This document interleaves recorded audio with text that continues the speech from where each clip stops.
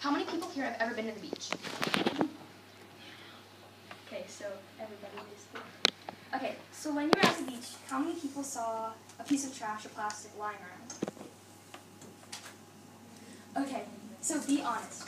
How many people actually picked up that piece of trash or plastic and threw it away or recycled it? Not as many people. So, for the people who did raise your hand, those are the people who are going to help contribute to saving our ecosystem and our planet. For those of you who didn't raise your hand, I'm not saying you're a bad person. I'm just saying maybe you weren't thinking. Because if that plastic gets blown into a drainage pipe or the ocean, an animal will see it and eat it and possibly choke on it and die.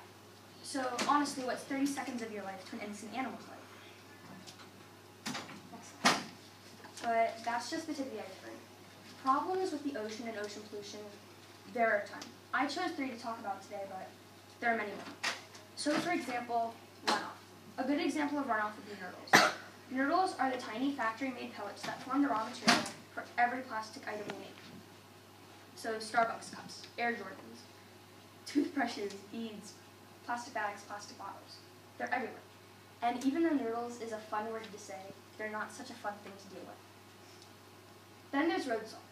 Every year when it gets icy out and it snows, road salt prevents a ton of accidents, but it's not as ecosystem friendly as you may think. And then there's trash and unrecycled items. Everywhere you go, you see trash just lying around, not thrown away, not recycled. And even though it's unavoidable, there are still a few effects that you may not be aware of. This is just a picture of Peanut the turtle. When Peanut was a baby, he got trapped in one of the plastic rings that you see for soda cans. As he grew, the plastic ring remained around his torso.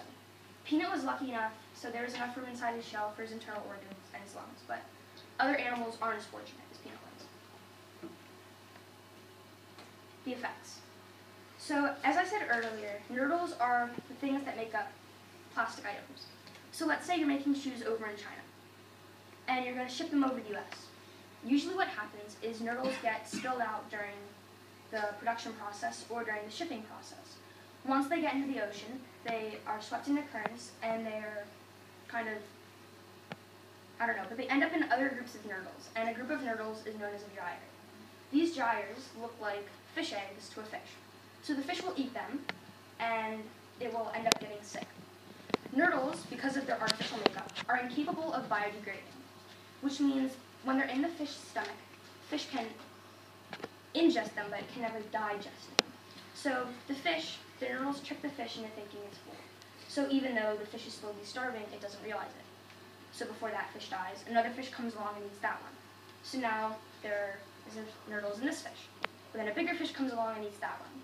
So now you have 3 dead fish because of nurdles. Not so friendly. Then there's road salt.